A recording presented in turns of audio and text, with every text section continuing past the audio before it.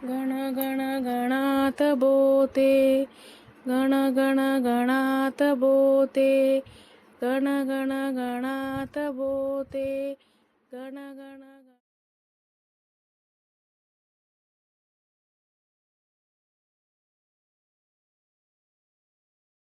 अनंत कोटी ब्रह्मांड नायक महाराजाधिराज योगीराज परब्रह्म सच्चिदानंद भक्त प्रतिपालक शेगाव निवासी समर्थ सद्गुरु श्री गजानन महाराज की जय. सर्व श्री भक्तांना माझा नमस्कार.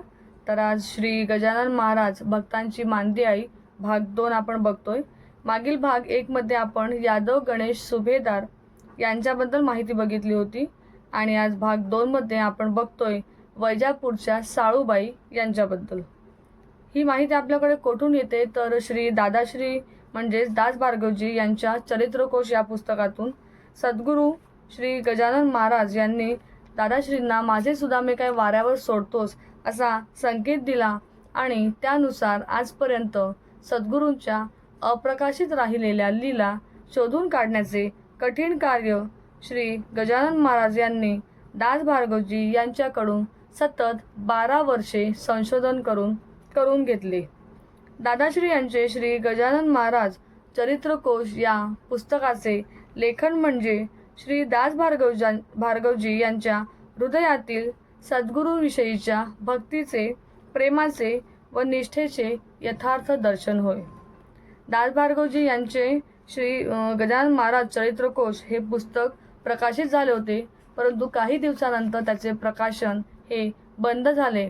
तर मग चरित्रकोश आणि त्यातील माहिती ही भक्तांपर्यंत पोचावी अशी दादाश्रींची मनापासून इच्छा होती आणि ती इच्छा आज आपल्या श्रींची प्रचिती या चॅनलच्या माध्यमातून पूर्ण होते. तर दास भार्गवजी यांच्या परवानगीनेच आपण ही माहिती आपल्या श्रींची प्रचिती या चॅनलवर दाखवतोय. तर बघूया आज साळूबाई यांच्याबद्दल. श्री गजानन महाराज भक्तांची मांदी आई भाग 2. साळूबाई ही दत्तोपंत घोडेगावकर यांची ज्येष्ठ बहीण. आबाजी घोडेगावकर यांना 2 अपत्ये. मोठी मुलगी साळूबाई व चिरंजीव दत्तोपंत हे कण्व शाखेचे ब्राह्मण. नाशिकजवळील वाडेघोडे गावचे घराणे. घोड नदीच्या नावावरून वाडेघोडे हे नाव या गावास पडले असावे. साळूबाईंचे सासर हे मराठवाड्यातील वैजापूरचे. पूर्वीच्या काळातील प्रथेप्रमाणे साळूबाईंचा विवाह बालपणीच झाला खरा, पण त्या मुळात संसार करण्यासाठी आल्याच नव्हत्या. वैजापूर येथील श्री प्रल्हादबुवा जोशी यांच्याशी त्यांचा विवाह झाला होता, परंतु बालपणीच त्यांना वैधव्य प्राप्त झाले. आबाजी घोडेगावकर हे आपल्या 2 अपत्यांसह म्हणजेच साळूबाई व दत्तोपंत यांच्याबरोबर अमरावती येथे स्थायिक झाले. श्री गजानन महाराजांची ख्याती त्या काळी सर्वदूर पसरलेली होतीच. घोडेगावकर कुटुंबियांचाही महाराजांशी संपर्क यायला फार वेळ लागला नाही. घोडेगावकर कुटुंब सुसंस्कारित असल्याने त्यांना देवधर्माची आवड असणे स्वाभाविकच होते. महाराजांचे आगमन त्या काळी अमरावतीला व्हायचे.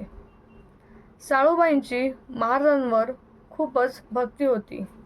वयाच्या 16-17व्या वर्षापासूनच त्या सद्गुरूंच्या संपर्कात आल्या. सद्गुरूंची त्यांच्यावर कृपा होती. जेथे अशी सर्वश्रेष्ठ भक्ती आहे तेथे कृपा व्हायला वेळ तरी कसा लागेल. गुरुसेवेचे व्रत ज्यांनी तन्मनाने अंगीकारले, सर्वस्वाने गुरूंचे झाले, जीवापाड गुरुभक्ती जोपासली, अशा भक्त व शिष्यांमध्ये साळूबाईंचा अग्रक्रम आहे असे म्हटल्यास वावगे ठरणार नाही. श्री गजानन महाराज अवतार कार्य संपेपर्यंत म्हणजे जवळजवळ 10 वर्षे त्यांनी प्रत्यक्ष ब्रह्मस्वरूप अशा श्री गजानन महाराज यांची तन्मनाने सेवा केली. त्यानंतरही जवळजवळ 50 वर्षे त्या सद्गुरूंच्या मठात सेवेत राहिल्या. पूर्वी संस्थानचे स्वयंपाकघर हे आत्ताच्या समाधी मंदिराचे परिसराच्या बाहेरील भागात म्हणजेच आग्नेय दिशेस जेथे औदुंबर वृक्ष आहे त्या वृक्षाचे जवळ होते. साळूबाईंचे वास्तव्य हे स्वयंपाकघरालगतच असलेल्या एका खोलीत असायचे.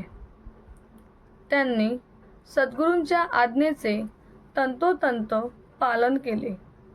साळूबाईंचे भाऊ दत्तोपंत आपल्या पत्नी लक्ष्मीबाई व शंकर तसेच मनोहर या आपल्या 2 मुलांसह शेगावला साळूबाईंच्या भेटीसाठी येत असत. त्यांचा मठात 2 ते 3 दिवस मुक्कामही असायचा. साळूबाई देखील सवड मिळाल्यास एखादे वेळी भाऊ आणि वहिनींच्या भेटीस जात असे. वयाच्या 75व्या वर्षी परमपूजनीय भक्त साळूबाईंनी सद्गुरूंच्या चरणी देह ठेवला. साळूबाईंना त्यांच्या सासरकडून हिस्स्याप्रमाणे मिळालेली शेती त्यांनी दानरूपात श्री गजानन महाराज संस्थानाला आधीच अर्पण केली होती. असे समर्पण जेथे आहे तेथे मीचा तू होऊन भक्त व भगवंत हा दुरावा हे अंतर उरतच नाही. तो भक्त भगवंतात एकरूप व एकजीव होऊन जातो याचे स्पष्ट उदाहरण म्हणजे या वैजापूरच्या साळूबाई. श्री गजानन विजय ग्रंथ अध्याय 19 यात श्री दासगणू महाराजांनी लिखित केलेल्या ओवी बघा. साळूबाई नावाची एक असे कण्व शाखेची ती होती महाराजांची मनापासून भक्तीनं. तिला महाराज एके दिनी ऐशा परी बदले वाणी डाळ पीठ घेऊनी स्वयंपाक करी अहोरात्र. जे येतील तयांना साळू घाल भोजना तेनेच तू नारायणा प्रिय होशील निसंशय. श्री गजानन महाराज साळूबाई यांना म्हणतात, साळू तू डाळपीठ घेऊन अहोरात्र स्वयंपाक कर. जे कोणी येथे येतील त्यांना भोजन दे. असे सेवा कार्य केल्यानेच तू नारायणाला म्हणजेच परमेश्वराला प्रिय होशील यात कसलाही संशय नाही. महाराज म्हणतात, अन्न ही ब्रह्म आहे. अन्नदानाच्या या सेवेनेच तुला परमेश्वराची प्राप्ती होईल. तू परमेश्वराला प्रिय होशील. येथे एक महत्त्वाची खूबी आहे ती म्हणजे भक्ताला भगवंत आवडणे यात काही नवल नाही. मात्र येथे महाराज तू भगवंताला प्रिय होशील आवडशील असे सांगतात. समर्पणाला कोणताही दुसरा पर्याय नाही आणि खऱ्या श्रद्धेतूनच समर्पणाचा जन्म होतो व सेवा ही जीवनाला अर्थ प्राप्त करून देते. सेवेत फक्त हृदयाचा शुद्ध भाव, ईश्वरीय प्रेम, तन्मयता, निरपेक्षता या बाबींची पारख होत असते. तर आज वैजापूरच्या साळूबाई यांच्याबद्दल श्री गजानन विजय ग्रंथामध्ये लिखित नसणारी माहिती आपण आज बघितली आहे. तर अशीच पुढेही आपण बघणार आहोत. श्री गजानन महाराज अनुभव साखळी व श्री गजानन महाराज भक्तांची मांदियाळी याचे संपूर्ण भाग बघण्यासाठी आपल्या चॅनलला सबस्क्राईब करा आणि नोटिफिकेशन मिळण्यासाठी बेल आयकॉनला क्लिक करा. तुमच्याकडे श्री गजानन महाराजांचे असेच काही अनुभव असतील तर ते आमच्यापर्यंत नक्की पोचवा. ते अनुभव पोचवण्यासाठी खाली स्क्रीनवर एक व्हॉट्सअप नंबर येतोय, तर त्या नंबरवर तुम्ही तुमचा अनुभव एका कागदावर लिहून त्याचे फोटो मला सेंड करू शकता. शक्य नसेल तर तुमचा अनुभव हा रेकॉर्ड करून मला तुम्ही पाठवू शकता किंवा तुम्ही मला कॉल करूनही तो अनुभव सांगू शकता. पण कृपया शक्य असेल तर व्हॉट्सअपवरच पाठवा, कारण मलाही इतके सर्वांचे कॉल घेणे शक्य होणार नाही. त्यामुळे तुमचा अनुभव आमच्यापर्यंत नक्की पोहोचवा. भेटूया अशाच नवीन एका अनुभवासोबत. तोपर्यंत श्री गजानन जय गजानन. गण गण गणात बोते गण गण गणात बोते गण गण गणात बोते गण गण